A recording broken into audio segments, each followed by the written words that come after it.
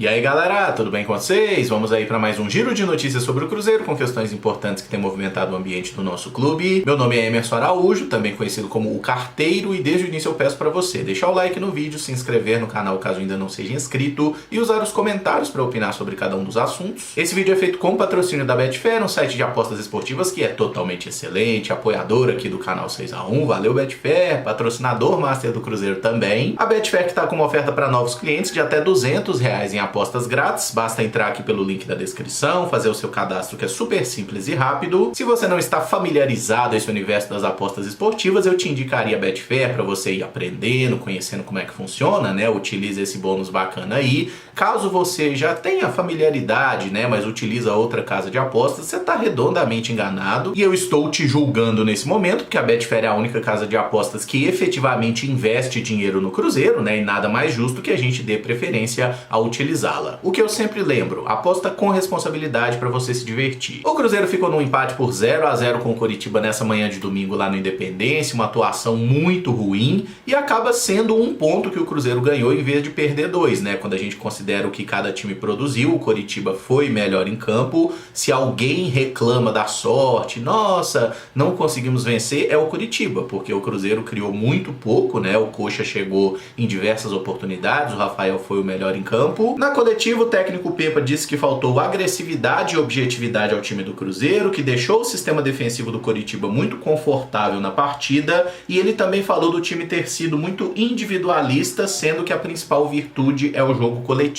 E tem uma coisa que eu gosto muito nas coletivas do Pepa, que é o fato de que ele normalmente enxerga o mesmo jogo que a gente, né? O time do Cruzeiro faz um jogo de bosta, ele chega na coletiva e fala, não jogamos bem desde o início da partida, o Cruzeiro realmente não viveu uma boa jornada. Bacana. A questão é, quem tem que corrigir os problemas do time é ele, né? Quem tem que escalar melhor a equipe, fazer melhores substituições é ele. Então, identificar o problema, legal. Corrigir o problema, nem sempre ele tá conseguindo. Muita gente tá reclamando muito da questão da preparação física do Cruzeiro, dizendo, o time tá cansado e tudo mais. Ô, gente, assim, eu não tenho acesso aqui, né? Nenhum de nós tem acesso aos dados lá do GPS dos jogadores, que fica naquele sutiã que eles usam por baixo da blusa, para saber quanto cada jogador do Cruzeiro correu. Mas a minha impressão é que não faltou correr certo. O time do Cruzeiro não estava organizado, não estava funcionando bem coletivamente, como o técnico falou, e aí parece que falta raça, que falta vontade, que a preparação física tá uma merda, mas o Cruzeiro não foi um time que jogou bem e caiu na reta final dos tempos, muito pelo contrário, as nossas melhores chances de gol foram criadas no final do primeiro, com o Wesley, e do segundo tempo, aquela bola que o Vital perde o gol. O time do Cruzeiro jogou mal regularmente os 90 minutos, e a gente já falou bastante na live de ontem sobre as questões individuais, né? Pra mim, por exemplo, o grande problema do Cruzeiro tem sido o meio de campo, porque ele não é suficientemente combativo, o nosso meio campo não rouba bola, mas também não cria porcaria nenhuma, né? Especialmente as figuras ali de Felipe Machado e de Matheus Vital, que são os jogadores que têm esse papel,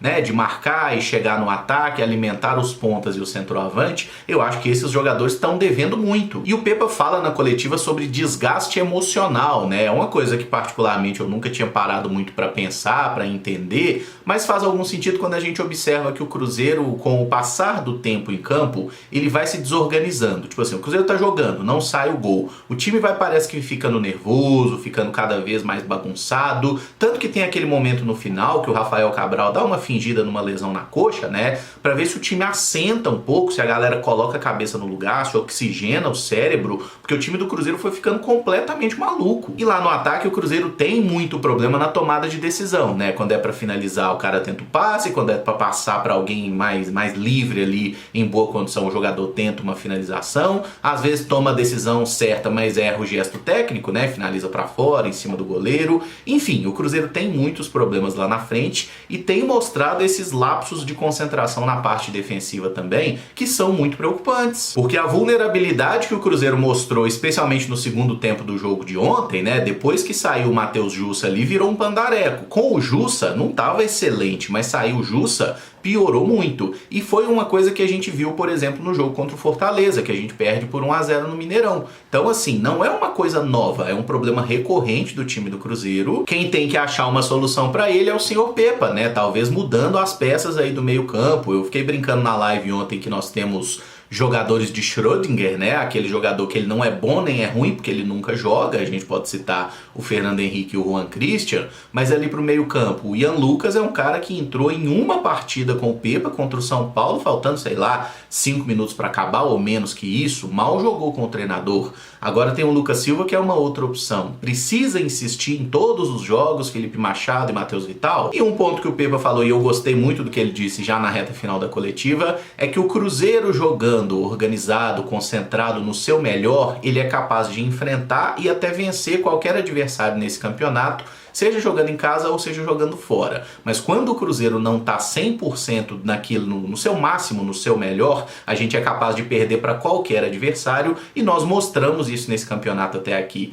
O pessoal ontem falou, por exemplo, que o gramado estava muito alto, em outros jogos o gramado estava ruim. A culpa não é do gramado não, gente. A culpa é do nosso time que está precisando jogar melhor quando precisa assumir o protagonismo do jogo. E o Cruzeiro não está sabendo fazer isso. E o único jogador que merece elogios pela partida contra o Coxa é realmente o goleiro Rafael Cabral, que fez 6 defesas durante o jogo, algumas delas com alto grau de dificuldade. Foi o 4º jogo consecutivo que o Cruzeiro não tomou gol e nós temos a 2ª melhor defesa do campeonato com 11 gols sofridos. Só o líder Botafogo que tem uma defesa melhor, né, que nos mesmos 15 jogos que o Cruzeiro realizou, eles tomaram 7 gols e estão lá disparados lá na parte de cima da tabela. Talvez o Cruzeiro conseguia não estar como o Botafogo, mas estar dentro do G4 se o ataque fosse um pouquinho mais produtivo.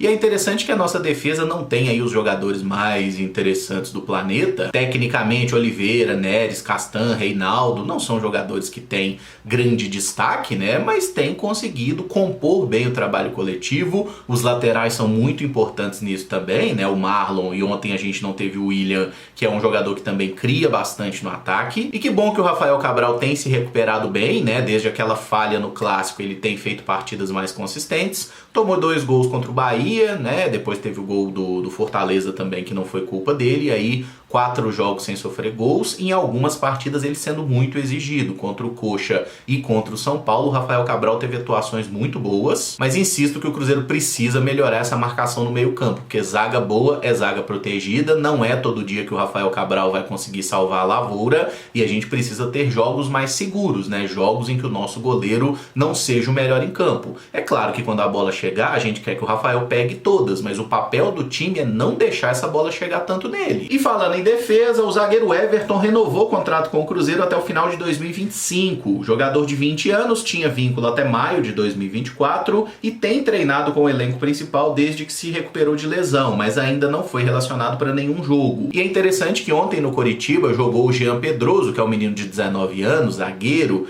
que ele meio que herdou a posição do Everton na seleção sub-20, né? O Jean Pedroso era reserva lá no Sul-Americano, quando o Everton se lesiona na estreia, ele entra na vaga do Everton, joga ao lado do Robert Renan Sul-Americano e também o Mundial, né? Provavelmente competições que o Everton seria titular. E eu tô falando sobre isso porque acho que o Cruzeiro precisa ter um pouco mais de coragem na hora de utilizar esses jogadores jovens. Por exemplo, zagueiro. A gente tem o Everton e o Juan Santos que estão no último ano de sub-20. O Juan Santos tem jogado regularmente na base, o Everton tá integrado aí no elenco principal, mas não é integrado oficialmente, ele não foi para nenhuma partida. Veremos agora, né, que renovou o contrato, eu espero que ele tenha alguma oportunidade. E como eu não vejo o Cruzeiro conseguindo contratar um zagueiro realmente acima da média, um cara realmente bom que vai chegar para ser titular, eu prefiro que não traga ninguém. Porque se for para contratar um jogador do nível do Oliveira e do Nery só para falar que contratou mais um, é muito mais interessante dar oportunidade pro Everton ou pro Juan Santos ou até pro Pedrão, que também tá fazendo uma boa temporada no sub-20 do Cruzeiro. Quem foi oficializado como novo jogador do Cruzeiro é o Arthur Gomes, né? O ponta de 25 anos, já tá aí se instalando em Belo Horizonte, deve treinar com o grupo na reapresentação nessa terça-feira e se o nome for publicado no BID, pode estrear no final de semana contra o Goiás. É claro que depende do condicionamento físico, a última partida do Arthur Gomes foi em maio, depois ele entrou de férias, assim como todo o elenco do Sporting, não fez parte da pré-temporada com o elenco, mas vinha trabalhando a parte física aqui no Brasil antes de chegar a um acordo com o Cruzeiro. Cruzeiro. Então eu imagino que saindo o nome no bid essa semana, o que provavelmente vai acontecer, Arthur Gomes já deve pelo menos ser uma opção de banco nesse jogo contra o Goiás.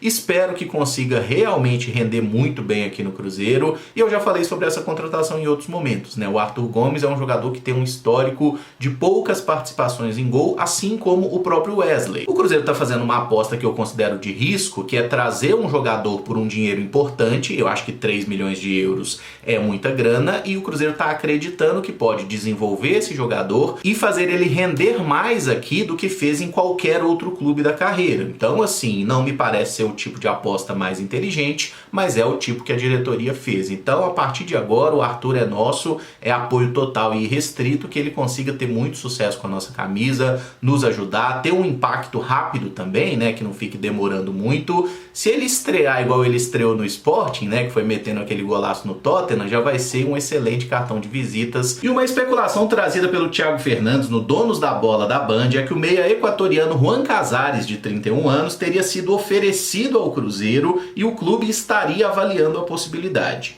Ele está sem clube após deixar o Independiente da Argentina. E se o pessoal da Band voltar a me convidar lá pro Donos da Bola, eu vou fazer essa pergunta pro Thiago: qual que é a pira dele, velho? Porque assim, eu tenho uns 61% de certeza que ele faz esses trem é pra virar meme, é pra fazer graça. Eu não sei qual que é a parada, porque assim, ele já vendeu o Bruno Rodrigues umas 10 vezes esse ano, já vendeu o Alisson umas 35 vezes, inclusive tentando desmentir o Ronaldo. O Ronaldo falou: não, o Alisson não vai ser vendido, e ele foi lá: não, o Alisson tá sendo vendido sim. Não foi. Agora ele me mete essa de Casares no Cruzeiro, que é um jogador que tem um histórico aqui no futebol mineiro, jogou um tempo no Atlético, fez algumas boas temporadas, inclusive, depois foi pro Corinthians, não arrumou nada, foi pro Fluminense, foi uma porcaria, as últimas 2 temporadas na Argentina foram um lixo. Assim, é um cara de 31 anos que nunca se cuidou na parte física, nunca foi muito profissional na acepção da palavra. E, gente, especular Casares no Cruzeiro já é uma piada. Em 2023,